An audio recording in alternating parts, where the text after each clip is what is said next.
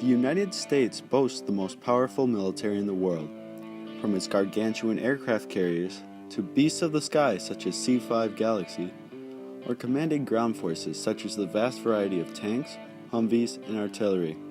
It's no wonder the U.S. imposes dominance. However, in the words of Robert Gates, there will be boots on the ground if there's to be any hope of success in the strategy. Ground forces are definitely not out of the picture here, and there will always be need for special operations willing to put their lives on the line by facing opposing forces head-on. Enter the Army Rangers.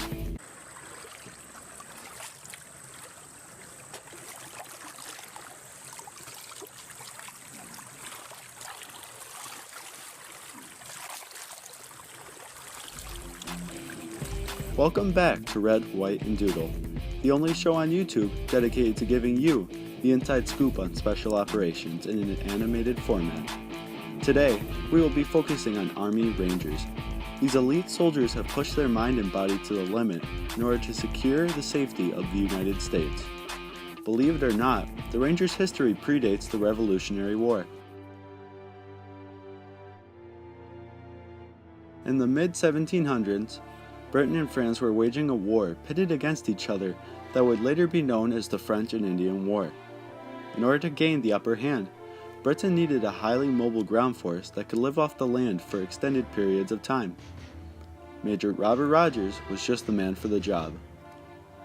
Major Rogers used unconventional tactics to fight and win battles. His elite fighting force, known as Robert's Rangers, institutionalized frontier-style fighting methods that would make the Rangers a light infantry force deployable at a moment's notice. These Rangers would later be utilized by Congress as they acted to revolt against the British and formed their own country. Francis Marion, known as Swamp Fox, led the elements that would be known as Marion's Partisans. Francis Marion is considered one of the fathers of modern guerrilla and maneuver warfare. The strategy of Marion's Partisans was to attack the enemy with a quick, mobile force, then retreat hastily.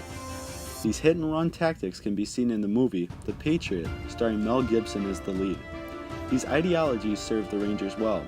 However, American Ranger units didn't see combat for nearly half a century after the Civil War.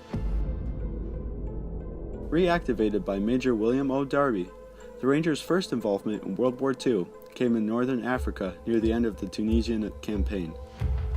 Later involvement of the Rangers in World War II included the D-Day landings, as well as liberating American prisoners from Japanese prisoner of war camps. Shortly thereafter, the Rangers continued in pursuing success by utilizing guerrilla tactics, which would help secure lost positions in the Korean War.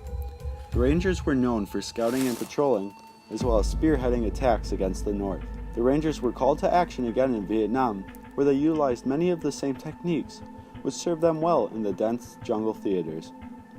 Rangers continue to seek combat to this day. They have been highly involved in operations Enduring Freedom and Iraqi Freedom, and perform air assault missions as well as urban combat raids. The Rangers can be seen in movies such as Black Hawk Down and Saving Private Ryan. Whenever history has called, Rangers have led the way. Thank you very much for watching. The channel has received so much love and support lately, so consistent videos are definitely a high priority. Some new aspects were put into play in this video. If you enjoyed them, please leave a like to help ensure you see more content like this.